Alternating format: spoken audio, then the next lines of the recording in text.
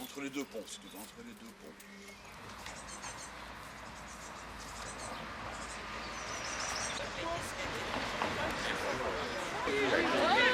Claire.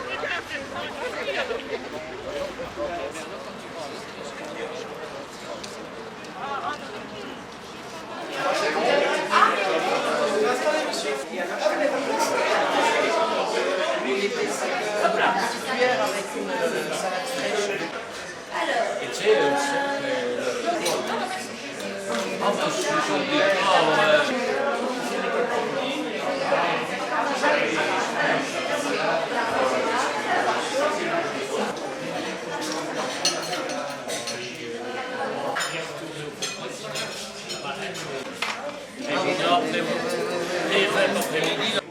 Le lundi, ah oui, le dimanche.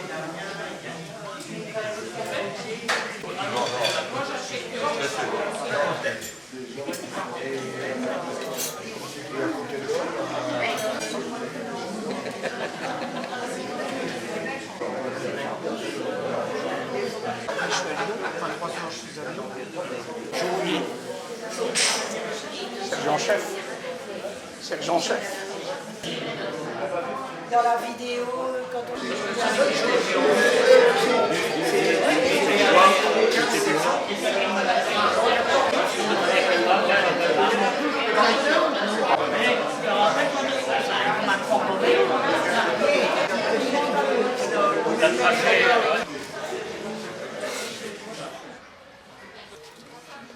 La caméra explore le temps. Bon, on va jusque là.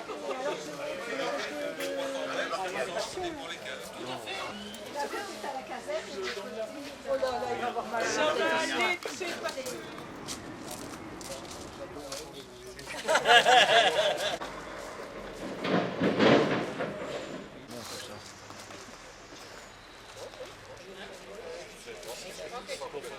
Si tu n'avais pas de guide,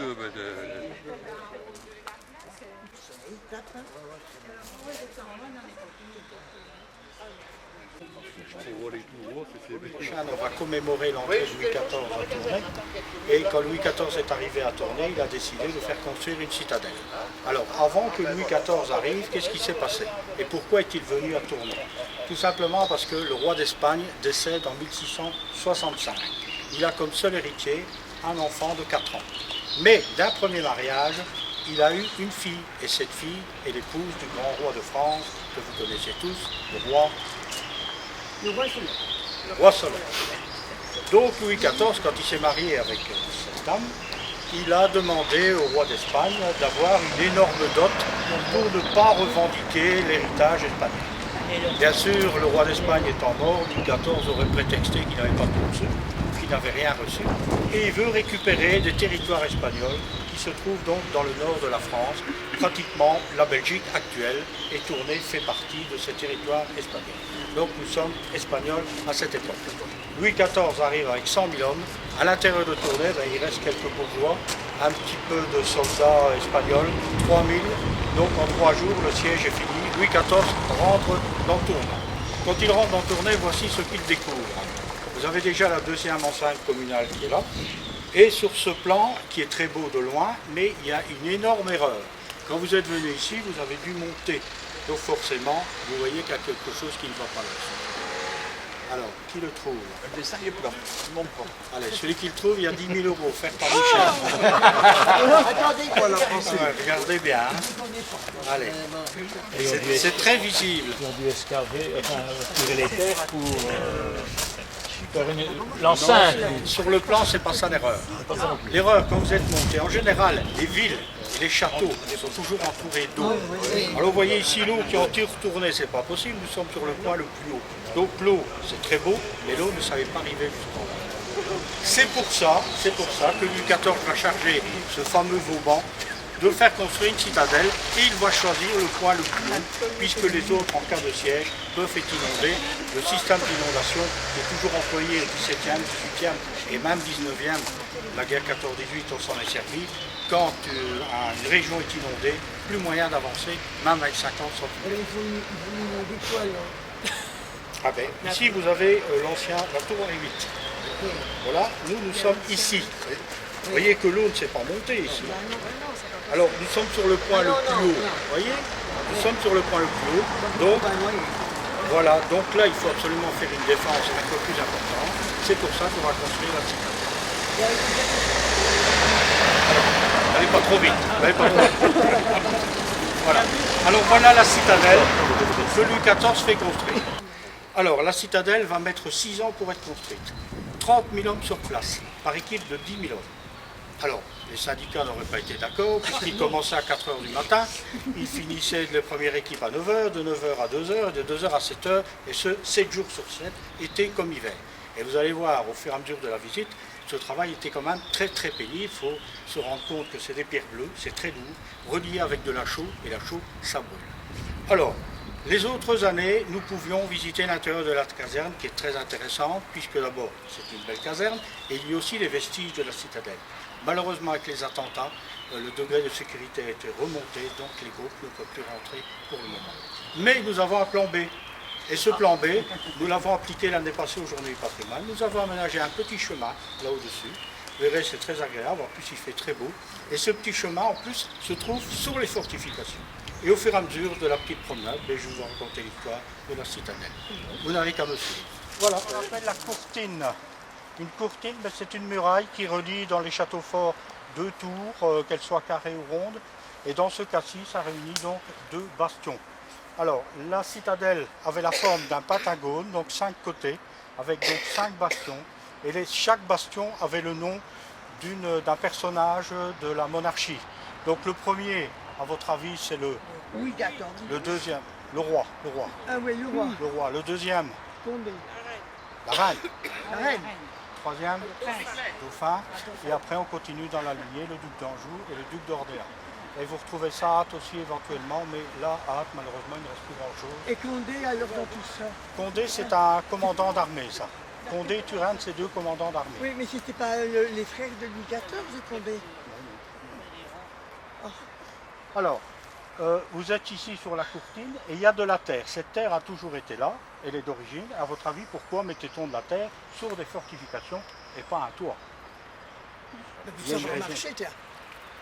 Non, parce qu'en général, on ne marchait pas trop ici en haut. Mais ça, non, ça a une raison militaire. Pour la cacher. Pour cacher, alors. Comment les explosifs et tout ça, ça Voilà, nous amortit. sommes à l'époque des boulets. Ça Donc ce amortit. boulet, quand il tombe, eh bien, la terre absorbe le choc. Ça amortit. Au milieu du 19e siècle, on arrive avec les obus, là, ça devient complètement obsolète. Donc, mais heureusement, il n'y a pas eu de dégâts pendant la Deuxième Guerre mondiale, ni pendant la Première, donc c'est toujours en état. Voilà, donc vous avez une courtine qui fait 120 mètres, on va s'y promener, mais au milieu, on a un magnifique panorama sur la ville de Tournai. Et je vais vous montrer un petit peu les bâtiments qui ont été détruits pendant la guerre 40-45. Et en même temps, vous êtes sur le point le plus haut, parce que dans le temps, on a même appelé ça la montagne. Donc on appelait ça la montagne, il y avait même une rue qui portait le nom de la montagne.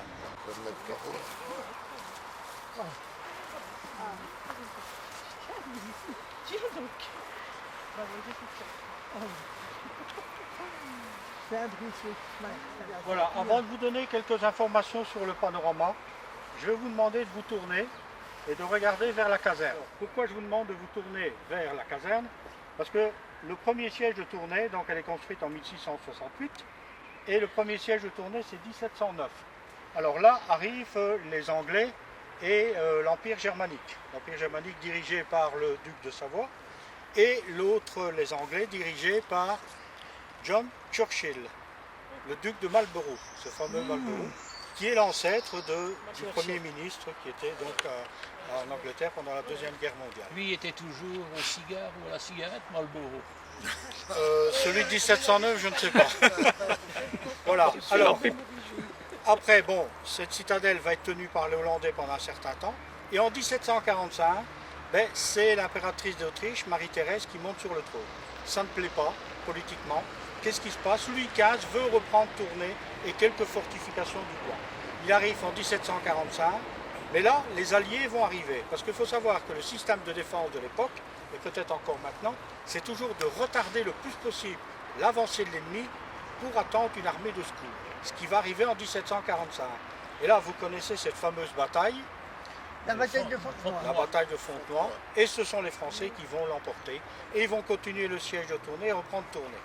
Un petit peu après, c'est le fils de Marie-Thérèse d'Autriche qui monte sur le trône. Lui va faire un autre système, vous verrez ça dans le film. Il va revendre toutes les fortifications en petites parcelles et les revendre au public. De ce fait-là, la citadelle qui est déjà démantelée en partie par Louis XV, ne servira plus, c'est fini, elle devient obsolète. Après c'est Napoléon, vous connaissez Napoléon, ce qui s'est passé à Waterloo, on en a assez parlé.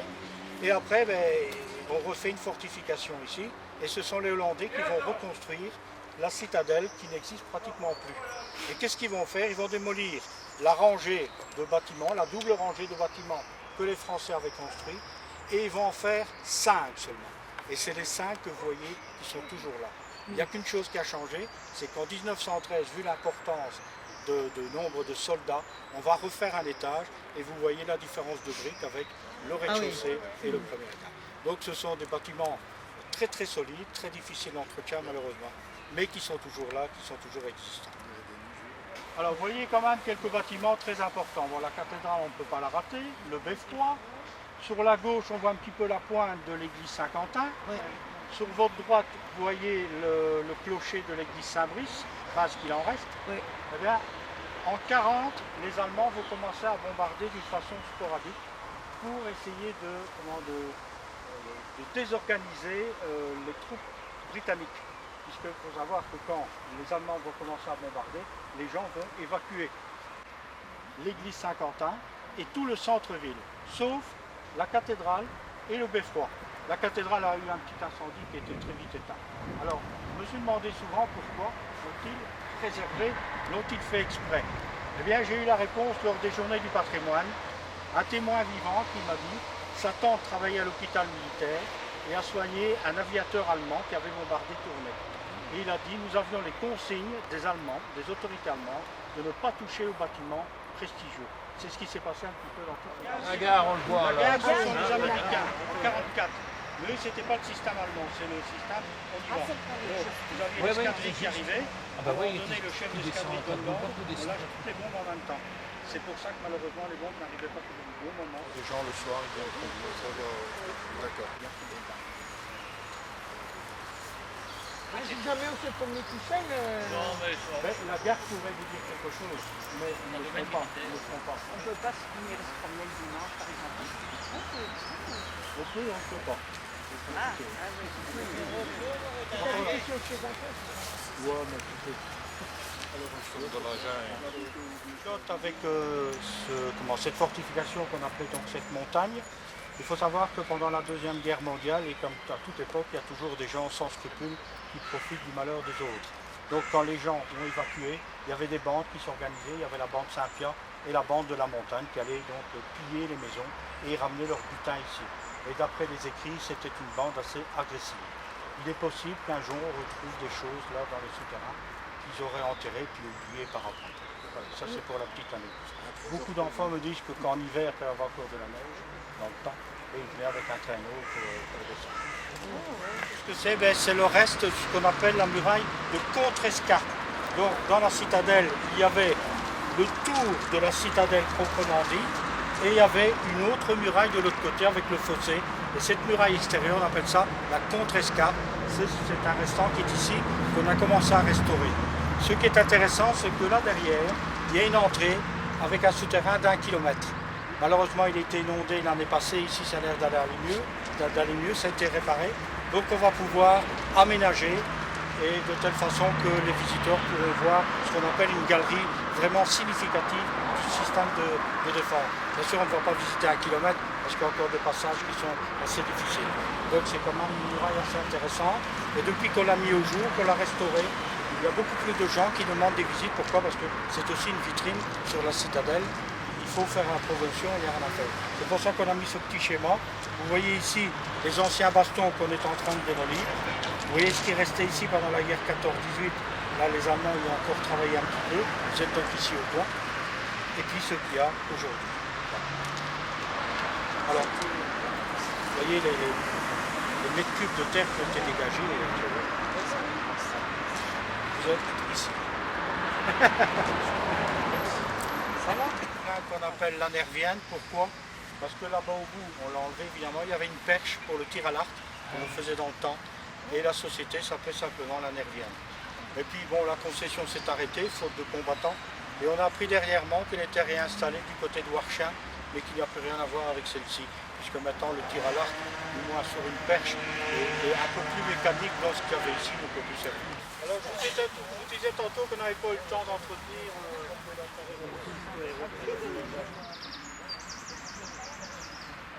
Vous avez ce qu'on appelle la porte principale, qu'on a appelée souvent la porte royale. Pourquoi? Parce qu'on a cru longtemps que c'était toujours la porte du temps de la construction française. Mais comme je vous expliquais tantôt, les Hollandais ont reconstruit en 1816. Donc elle est à l'emplacement, oui, mais est-ce que c'est bien du français ou du hollandais? Il y a toujours la petite polémique, mais enfin, ça n'est pas très grave. Donc nous l'avons donc aménagée. Alors l'aménager comment? C'est-à-dire elle commença à bouger. Donc l'armée a bien voulu intervenir avec une firme spécialisée qui a fait passer donc des tiges à travers que vous voyez là. Donc ils ont fait passer ça. Donc à ce moment-là, elle est stabilisée. Maintenant il faudrait la rejointoyer. Mais bon, nous ne sommes pas très nombreux, il faut des moyens, il faut des échafaudages, mais un petit peu à la fois, on va y arriver. Ici, ce fossé, et il avait près de 10 mètres de profondeur. Alors c'est pour ça qu'on voyait donc les meurtrières qui se trouvaient sur la courtine. On a commencé à dégager. Vous voyez le niveau -1 qu'on commence à voir. On n'ira pas jusqu'au -2, mais on va essayer cet été de dégager un maximum là sur ma gauche, oui, et sur la droite pour avoir une meilleure vision de la courtine avec ces meurtrières. Ça va? Voilà. Alors, si vous voulez prendre une photo, c'est l'occasion avec la porte en arrière-plan comme souvenir. Donc vous avez juste à vous tourner. Moi, je n'ai pas d'appareil photo. Si quelqu'un, personne, ou alors Monsieur Philippe. Ah oui, oui, il nous fait un... Oui.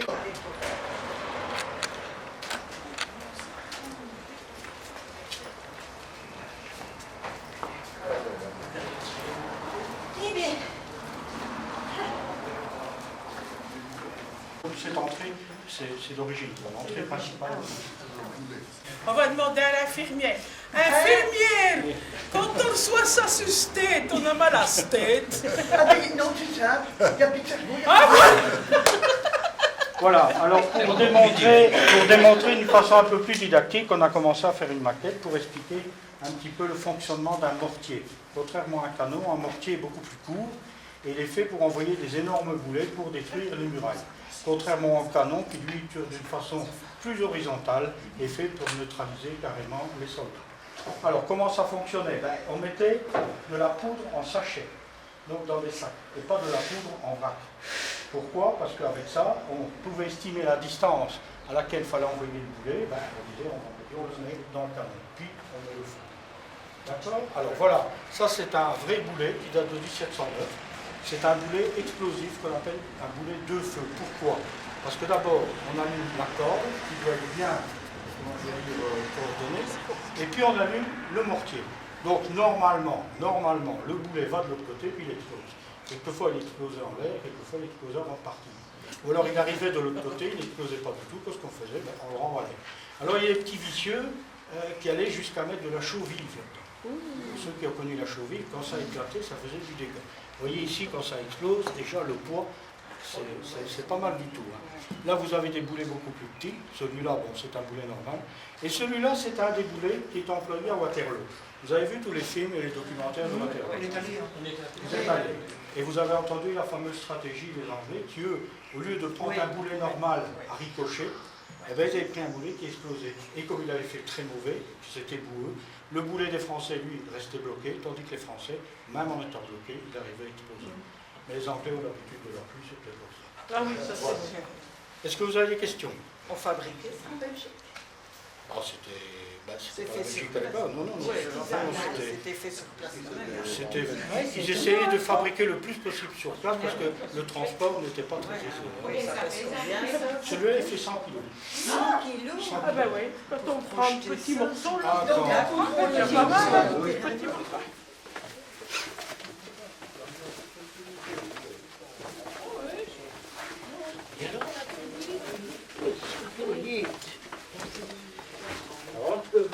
J'ai téléphoné, j'avais aucun numéro de téléphone. Et de Daniel Massy, donc je téléphone à Serge.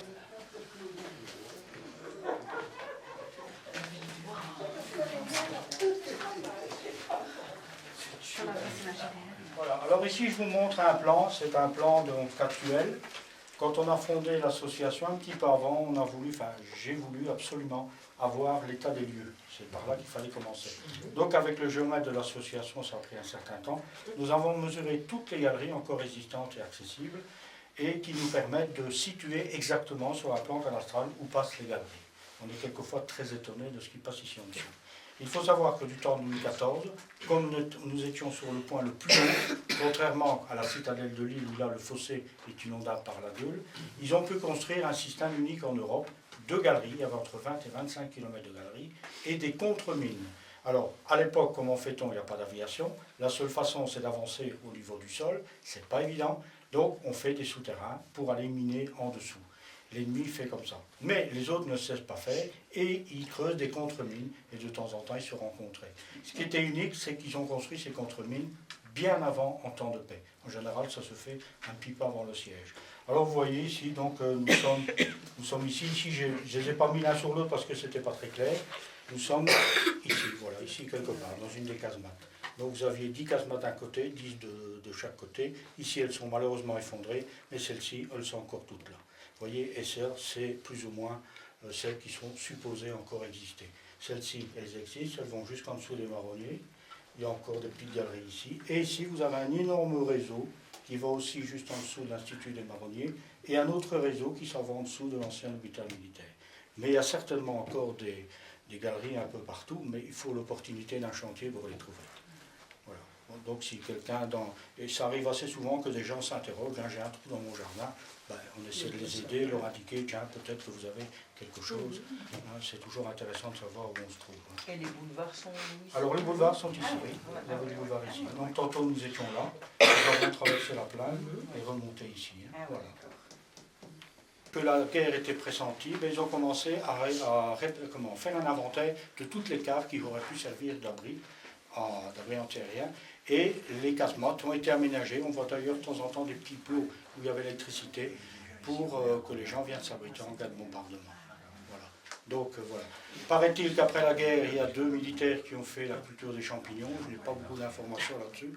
Ça n'a pas duré longtemps parce qu'en fait, il fait trop froid, trop de champignons. Il fait trop froid. Voilà. C'est chaque fois des pierres bleues très lourdes, reliées à la chaux.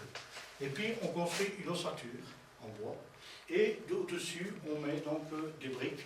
Les Français, c'était souvent des pierres bleues. Et quand tout ça est bien sec, on enlève l'ossature, mais on ne la démonte pas. On la sort par le devant, donc là où il y a les meurtrières, parce que le mur de fond n'est pas encore construit. Pour la bonne raison que quand ils construisent le mur de fond, il n'y a pas de liaison avec la voûte et le mur. Pourquoi ? Tantôt, je vous ai demandé pourquoi il y avait de la terre au-dessus des fortifications, c'est pour qu'il n'y ait pas de vibrations. Eh bien là aussi, quand il y avait des vibrations, les vibrations ne passent pas du mur à la voûte. Il y a aussi autre chose, les conditions climatiques. Vous avez là au-dessus des centaines de mètres cubes, centaines de tonnes de terre. Donc avec l'hiver ou l'été, tout ça peut bouger et ça permettait à la voûte de bouger. Il faut penser que les Hollandais, quand ils ont reconstruit en 1816, ont employé pratiquement 5 millions de briques. 5 millions. C'était énorme. Mais tout ça a été fabriqué pratiquement.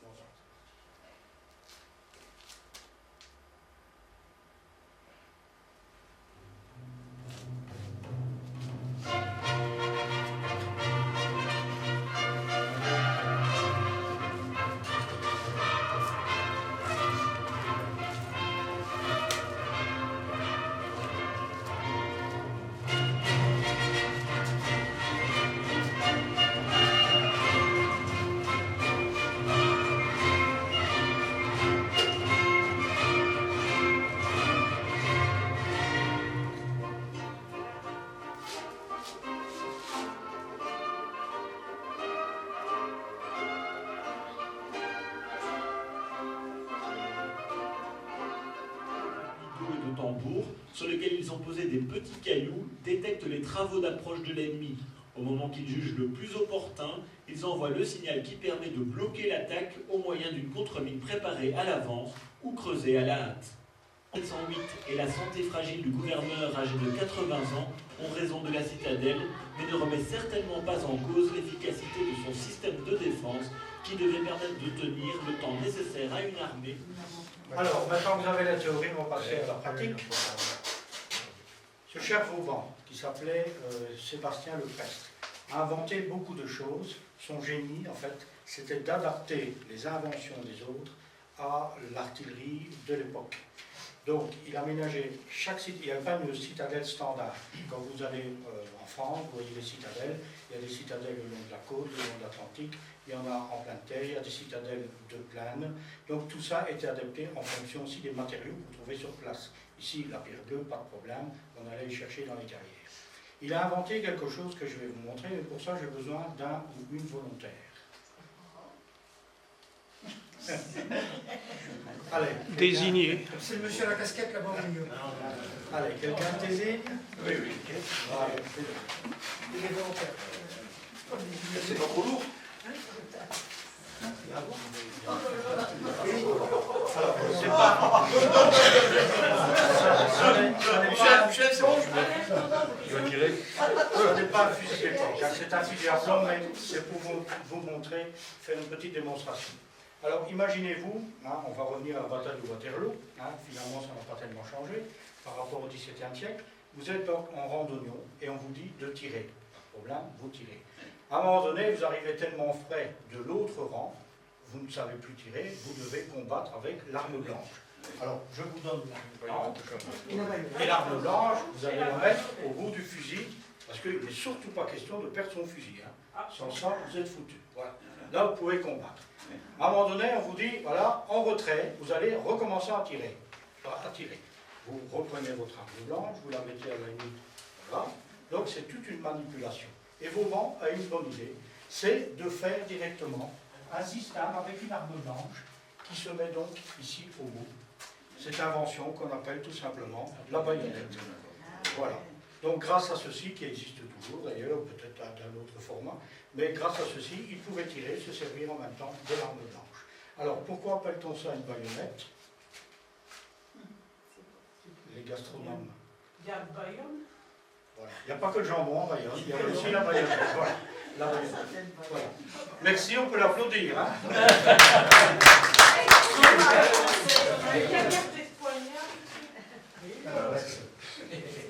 Alors, une petite anecdote.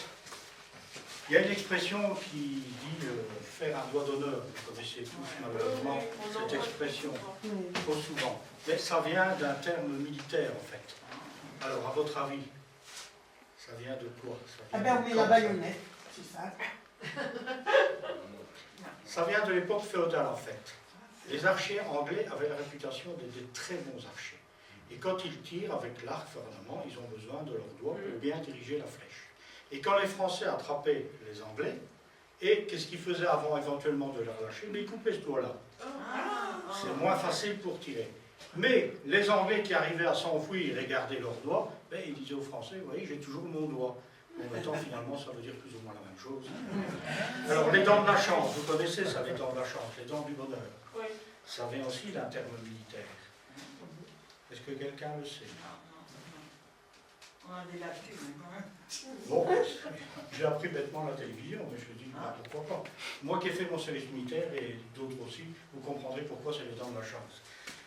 Du temps de Napoléon, les fusils, quand on tirait, on mettait d'abord la poudre, puis la balle. Puis ils ont trouvé un système beaucoup plus facile, le tout en un, la poudre, la balle, dans un petit papier qu'on torsade. Donc on met l'ensemble directement pour tirer. Mais avant d'avoir la poudre, il faut arracher ce papier. Quand vous aviez les dents d'achat ou les dents trop écartées ou pas dedans, ce n'était pas possible de faire ça. Donc votre chance, c'était d'aller en cuisine et de ne pas aller sur le champ de bataille. Tout simplement. Imaginez-vous, ici, vous avez 3 meurtrières. Vous avez ça à chaque casemate. En bas, vous en avez 5. En cas de siège, imaginez, quand on tirait, la poudre noire, c'est une poudre qui reste en suspension très longtemps. Il y a aussi l'évacuation. Donc cette évacuation des fumées était prévue, je vais vous montrer, mais aussi le bruit. Donc si vous regardez bien autour de vous, vous allez voir, il y a quelque chose qui était prévu pour absorber le bruit. Voilà, je vous invite donc à redescendre ici au niveau -1.